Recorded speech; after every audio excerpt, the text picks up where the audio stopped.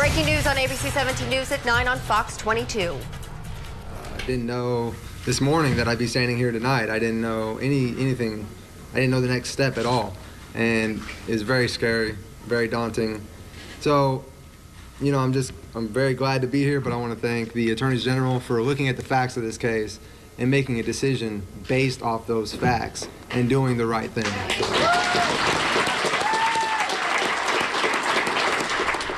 Once a convicted killer, Ryan Ferguson is a free man tonight. Ferguson drove away from the Boone County Jail about 3 hours ago. A Missouri appeals court ordered his release after Missouri's Attorney General announced that the state will not retry Ferguson for the murder of Columbia Daily Tribune sports editor Ken Heitholt. And just 2 hours ago, he talked to the media for the first time at Columbia's Tire Hotel. Ryan Ferguson's Tuesday began like any other inside the Jefferson City Correctional Center. But his night will be like no other.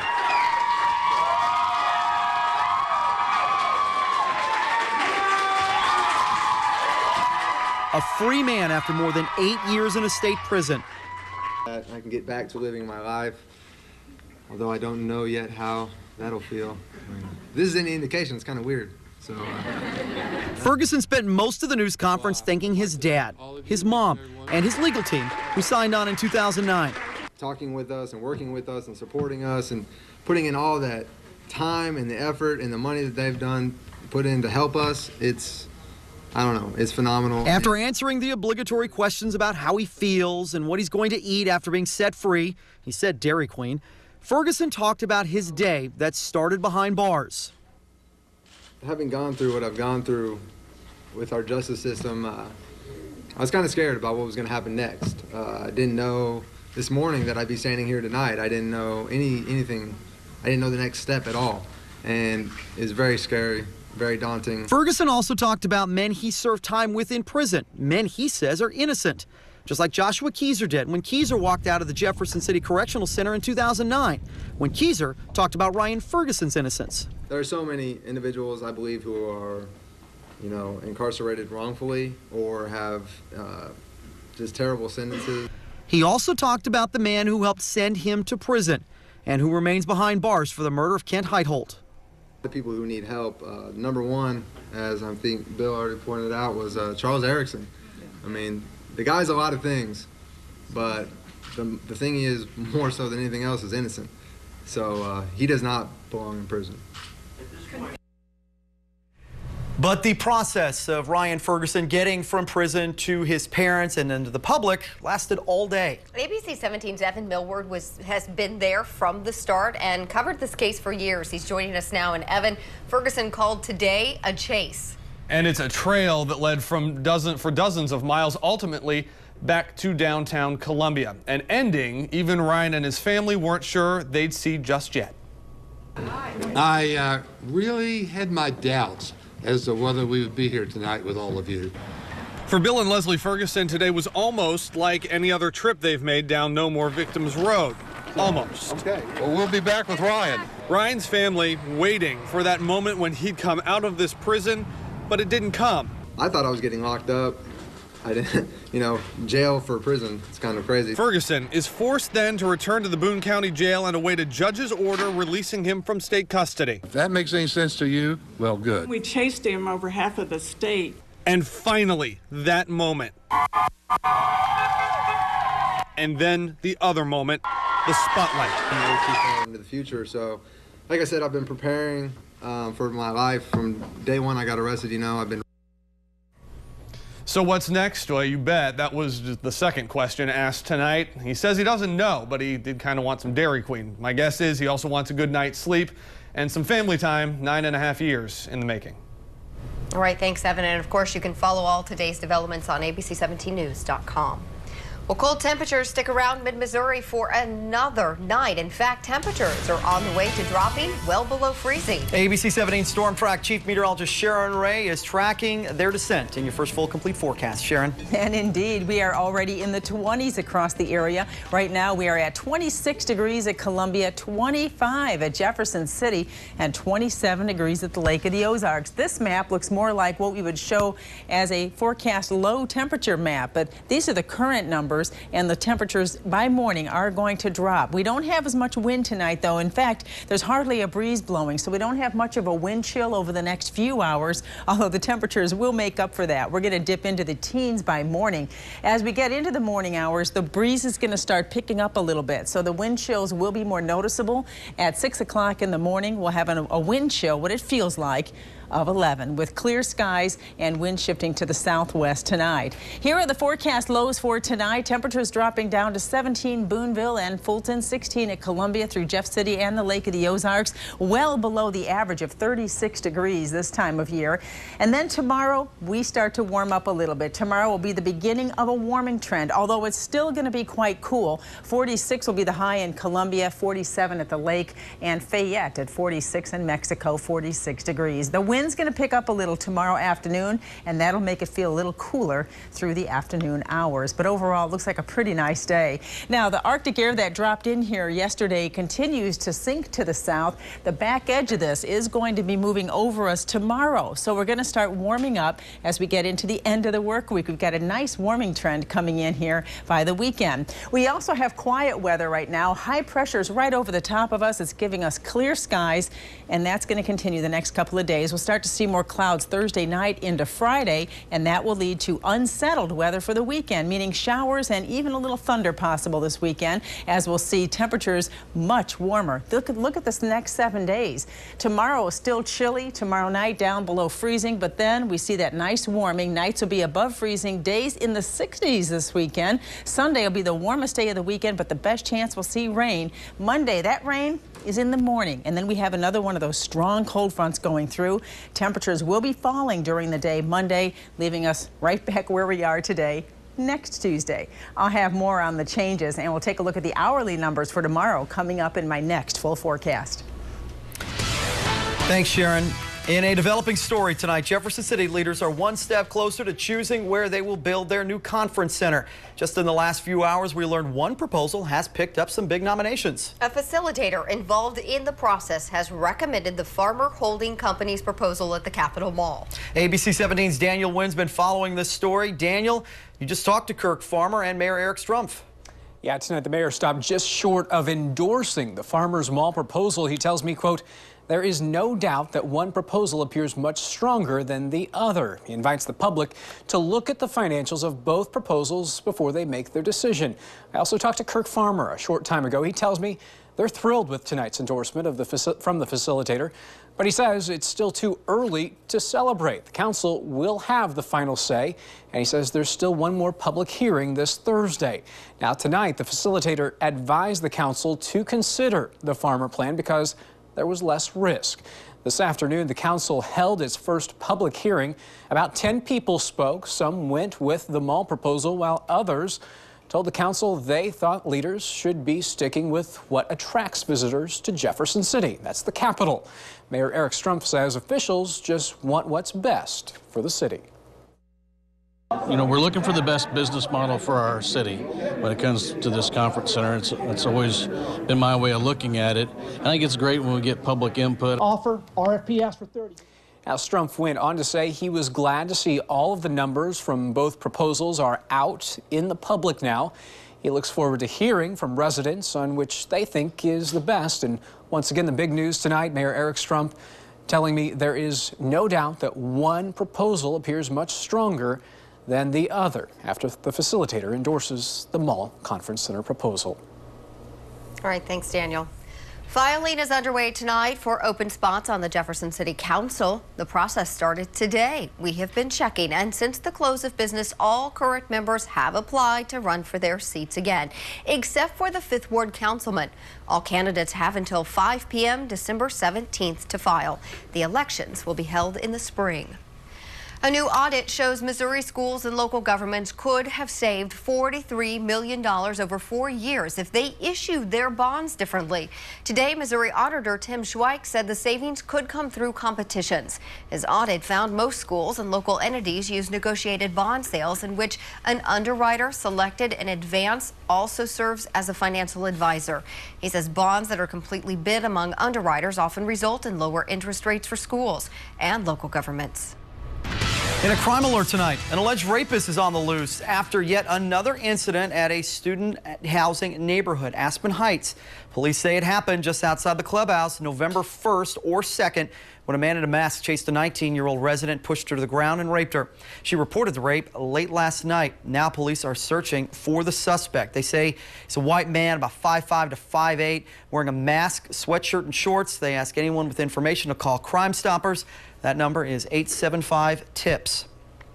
That rape is just one of the numerous crimes student neighborhood has seen, but police say it is the worst. Aspen Heights increased their security measures after several break-ins and a shooting, but the rape still reportedly happened. Now students who live there are worried for their own safety.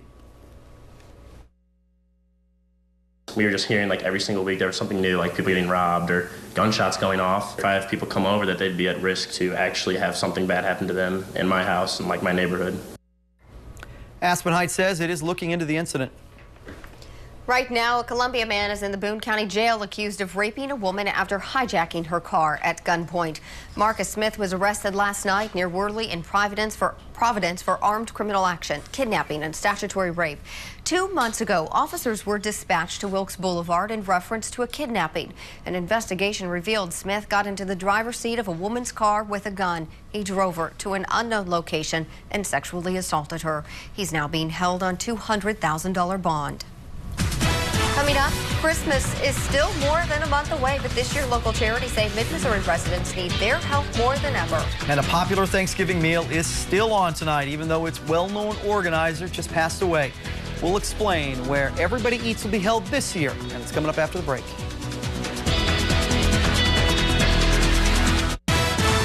You're watching ABC 17 News at 9 on Fox 22 KQFX in high definition, where the news comes first. With Meredith Hanus, Ryan Tate, and Storm Track Chief Meteorologist Sharon Ray. While Thanksgiving is weeks away, the giving spirit is in the air tonight. Salvation Army in Columbia just started its Christmas assistance sign-up this morning. Other organizations started months ago and are now looking for sponsors to support their families in need. Today, ABC 17's Heather Horrigan spoke with charities and found this year people need help more than ever. While we still have 3 days until this all too familiar Salvation Army bell will be heard across town, it's not too soon to start thinking about others this holiday season. We're anticipating an increase in relation to people asking for assistance. Number gets up a little bit higher each year, and there's a huge demand out there. The concern across the country, and especially in this mid-Missouri area, that donations are not going to be enough to support the need. Social workers are blaming part of this increase on the food stamp budget cuts earlier this month. The food bank in Columbia is seeing a more than 20% increase in people needing food this year. People are going to, they're having to spend more money on their food and things like that, which gives them less money to spend on other things. Other organizations are pointing to the growing community, word of mouth, and smaller charity agencies losing government funding. Whatever the real reason, there's no denying the demand is here this season and help is needed. It doesn't take a lot to make a really big impact, for someone's Christmas. All the charities I spoke with today say any donation will help, whether it's cash, food, clothing, or the gift of volunteering their time, and often just in time. It always comes down to the wire, but it always... There's always a Christmas miracle. It is kind of miraculous. Well, a free Thanksgiving meal will be held in Columbia later this month, despite the recent death of its well-known organizer. Former City Councilwoman Almeda Creighton passed away a little more than 3 weeks ago, and today we learned her popular charity is continuing. It'll be known as Almeda Creighton's Everybody Eats. This year, there won't be food baskets, but a free meal will be served Thanksgiving Day at Stevens College. We're expecting to know details about donations and volunteers sometime soon. It'll be the 16th year for the program.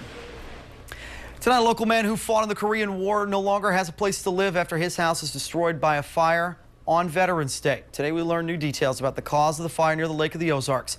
Investigators think the flames started yesterday in a pile of leaves off of Highway MM about 5 miles southeast of Sunrise Beach. The man is now staying with relatives. Investigators no longer think yesterday's death in Jefferson City is suspicious. Police just released more details about the case today.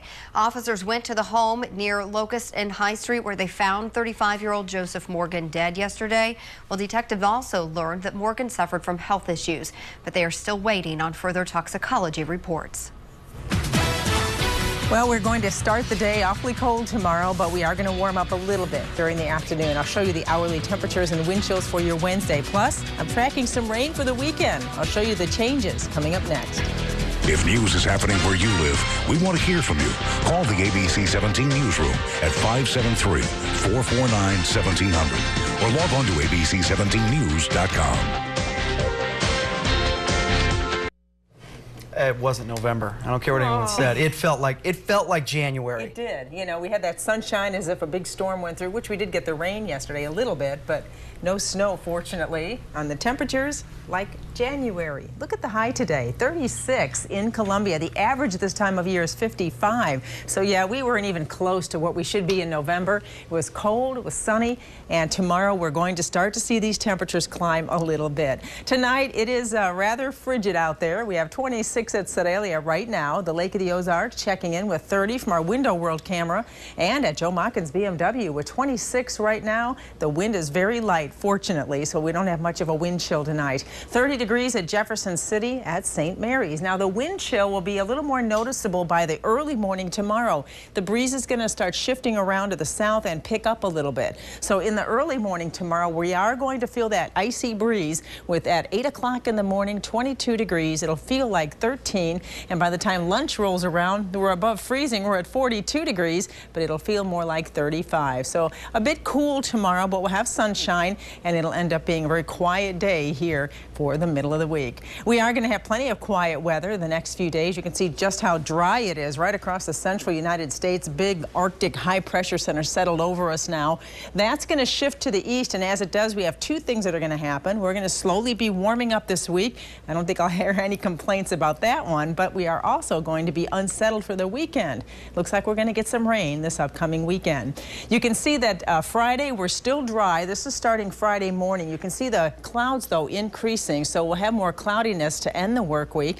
But as we head into the weekend, and as this area of low pressure approaches, that's going to give us the southerly winds, and temperatures will be warming up. So it's going to feel remarkably different here by Saturday and Sunday. As we jump into those 60s by Sunday, it'll feel nice, but the moisture is going to work its way in, and we'll have some showers and perhaps even a few thunderstorms before another Arctic front drops in here. That hits next Monday. So here's a look at the next 7 days. You can see that tomorrow is still pretty chilly, 46 at Columbia. Tomorrow night, not quite as cold, down to 26. And then we are on the upswing with temperatures in the lower to mid 50s both Thursday and Friday. And then by the weekend, we jump into those 60s. So boy, it's going to be feeling a lot better, but you have the umbrellas handy this upcoming weekend. That 40% chance of rain you see for Monday, that's in the morning. Looks like that front's going to go through early, and temperatures will be falling. We'll only be in the 30s all day next Tuesday, but in between, nice to have a bit of a warm-up in time for the weekend. And at the Lake of the Ozarks, not bad as temperatures climb. Still chilly tomorrow, though. You'll need those coats, as it'll be 47, feeling more like the 30s during the day with the wind. The bounce back will be much appreciated. I kind of figured. Thanks, Sharon. All right. Tonight, millions desperately need to eat and get access to medical supplies right now in the Philippines. There's a shortage of food, tents, everything. Everything's gone. So we need help. We'll explain why relief operations are facing major delays after the typhoon after the break.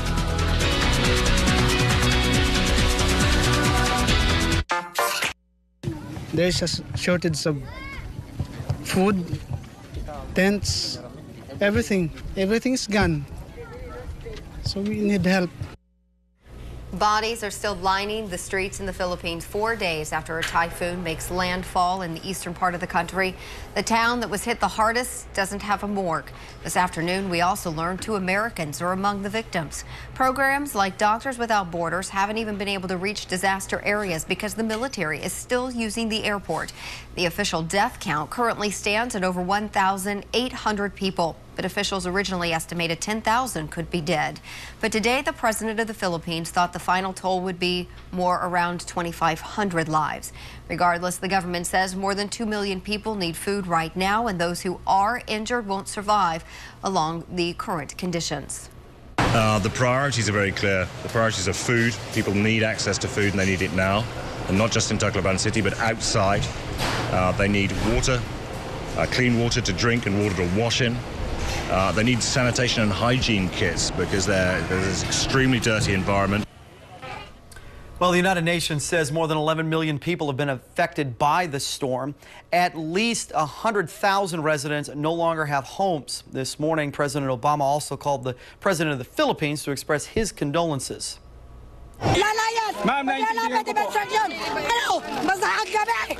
Thousands of people swamped the airport in the devastated areas trying to find a ride out of the cities. Medical equipment and pallets of supplies still can't reach crews, but victims swamped the tarmac looking to catch a spot on a military plane. Only a few hundred managed to leave. Those without shelter are sleeping under whatever they can find, including what's left of their homes. Now, medical alerts, supported by Missouri Cancer Associates.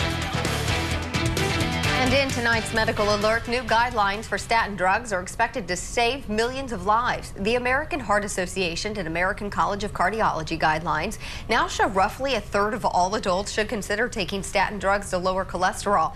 Doctors will use a new formula when prescribing statins to help lower cholesterol. If followed, 44% of men, 22% of women could be taking the drugs.